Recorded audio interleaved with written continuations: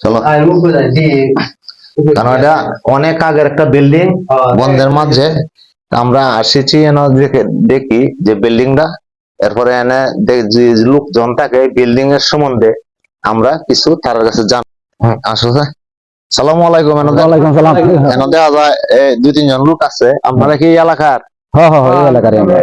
আচ্ছা, আমরা আসছি অনেক দূর থেকে, কারণ এই বিল্ডিংটা অনেক পুরানা, বন্ধে। অনেক এই বিল্ডিং সম্বন্ধে আমরা জানতে, এটা কতদিন আগে আর কি এটার এই ইতিহাস, এটা এই সম্বন্ধে আপনারা কিছু জানেন? জানি, এটা তো আমরা জানতাম। আমার এই দাদা আমরা সাথে কইছে, শুধু কি এরা কইছে এটা কত বছর আমলের আগে হইছে, এটা হেরা কইতারে না, আমরা এই শুনতাছি আসি। এরপর আমরা নাকি এটা তো দেখেন নদী আছে, বিরাট বড় নদী আছে, সদাগর বলে এর বলে আগে বলে সদাগর আছে, সদাগর বলে বলে পানি দিতে যাইতো। সেই সময় বিল্ডিং আছে না, এখানে একটা গাছ আছিল, তখন সদাগররা বলে একজন বাবা দাঁড়ার কথা আর কি, আমরা দেখছি না। পরে একটা গাছ আছিল নদীর পারে, এই গাছের তলে সদাগর বলে কইতাছে মাঝিরা রে যে নৌকা নিয়ে আজকে বিরাও, রাইতে এসে গা আজকে প্রধান দিত না। পরে এনে নাও বিরাইয়া তারা কুটকাট মারিয়া খুঁজছে, খুঁতার পরে যা মাঝিরা লামিয়া এনে নদীর পাড়ে দিয়ে রান্না বাড়া করতেছে। রান্না বাড়া করলে তখন তো আপনার এই রান্না বাড়া তারা নৌকা থেকে উঠে গেছে, উঠে গিয়ে হাইরা সদাগর হলে তারা খাওয়া দাওয়া করিয়া সবাই ভিতরে ঘুমাইছে। সবাই জমিতে ঘুমাইছে, এবার আপনার লেগা সদাগর ঠিক মারিয়া করছে কি, হ্যাঁ এই যে টিয়া পয়সা যা কিছু আসিল লগে, এই যে আপনার যে সোলার আমাদের আনছি গত করিয়া, এই গত ছায়া চলে টিয়া পয়সা সব পেয়ে দিছে। এটা বাপ দাদার কথা এরকম যেমন দাদার মুখ শুনছি যে অনেকজন দিতে পারে, এই যে মাঝিরা জানে না, টিয়া পয়সা জানে তো সেই মাঝিরা জানে না। তো এরা করছে কি, সদাগরে করছে কি ঠিক মারিয়া তারা তো ঘুমাই করছে।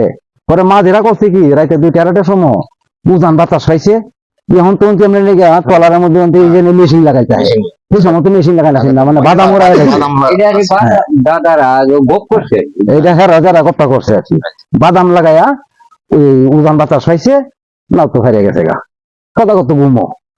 তখন তো হেরা অনেক রাস্তা যাওয়ার পরে গেলে রাত পাইছে, সদাগর গাইতে কি রে তোরা কই আইছ, কইতেছে সদাগর মশাই আমরা তো এমুক রাষ্ট্রে আয় করছি। হ্যাঁ কি সব বানাস করিয়াছ, আমার তো যা কিছু আনছিলাম সব তো আমি এই চুলার মধ্যে পেয়েছি। কি কয় না কয় যে হ, এখন তারা গেছে বললাম তুই উজান বাতাস লিয়ে গেছে গা, তখন তো আমার লাগে উজান ভাইয়া ঘুম টাইনা তারা নাম লিয়ে আইতাছে।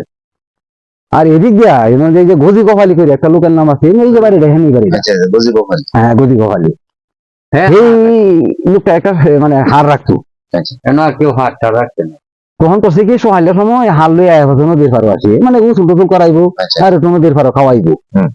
পরে এনে হারের সারিয়া দিয়ে হারিয়া এমন একটা ছোলার আগুন পাইছি রে, একটা কয়লা দিয়ে আমারও চাকরি মাঝে লাগে, সে মানে কয়লা তুলতে গিয়ে হারিয়া যখন কিনলাম দিছে, তখন তো লেগে এই টিয়া পয়সা সব মানে আমরা কথা না দাদারা, তখন আপনার লেগা এই টিয়া পয়সা লিয়ে গেছি গিয়া গেলে গা। পরে এই সদাগর আবার এনে আইছে, আওয়ার পরে এই গ্রামের সকল লোকেরই ডাকাইছে, ডাকলে সকলেই আইছে।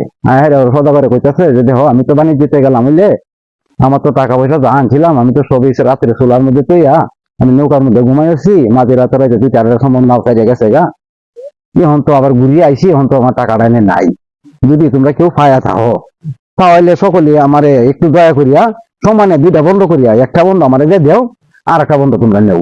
এই যে হার রাখতো গজি কাওয়ালি, মানে টাকাটা সেই পাইছে।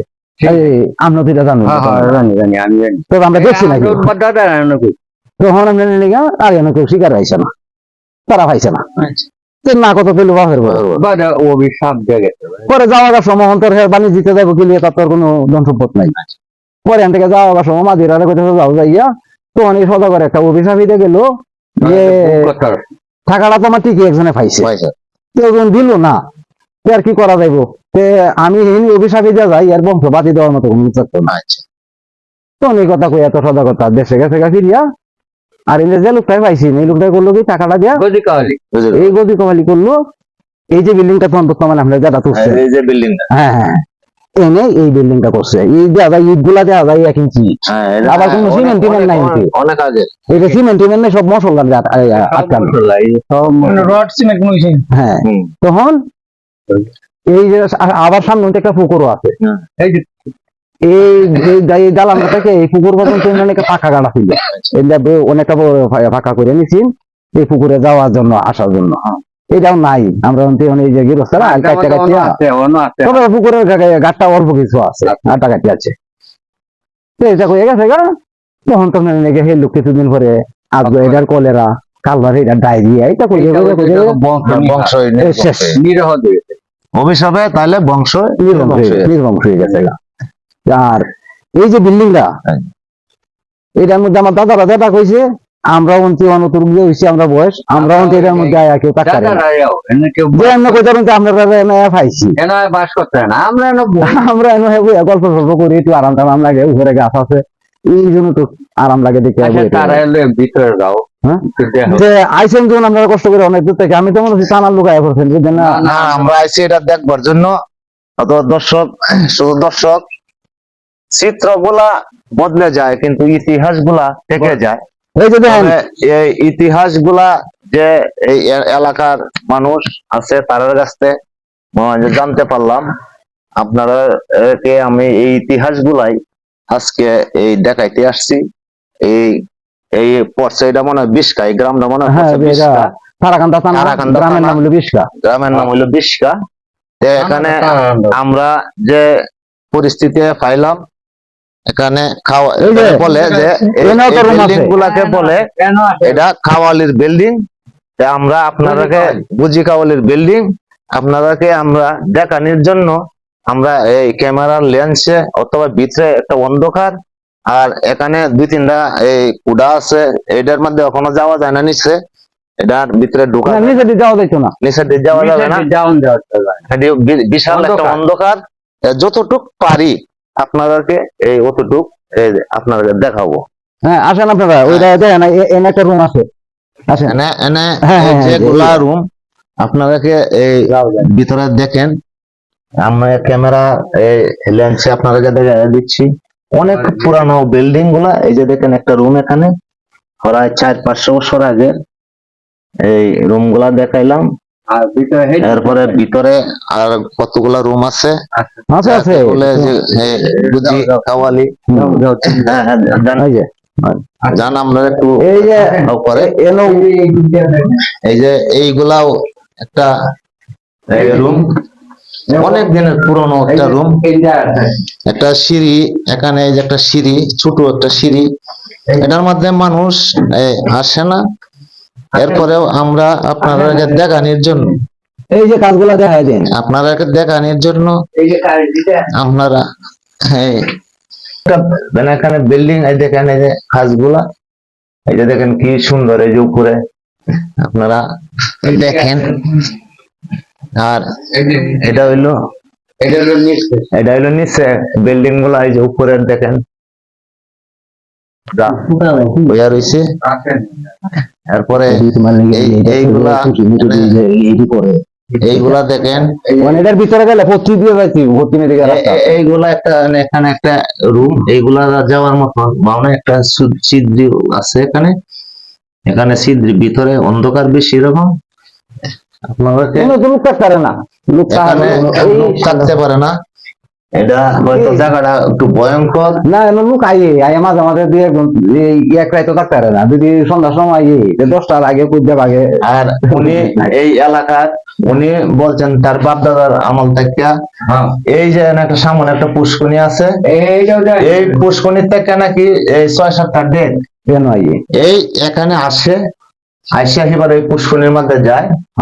এটি বাপ দাদার আমল থেকে তারা শুনে আসছে। এখন এটা আপনাদেরকে এই পুষ্করণীর ঘাটটাও আপনাদেরকে দেখানোর চেষ্টা করবো। এই হইল বুঝি কাওয়ালি এর ইতিহাস। আচ্ছা পুষ্করণী, চলেন একটু পুষ্করণীর ওরা সব ময়লা ভরে গেছে, দেখেন এই যে কলা গাছ টলা গাছ ভাঙ্গিয়া,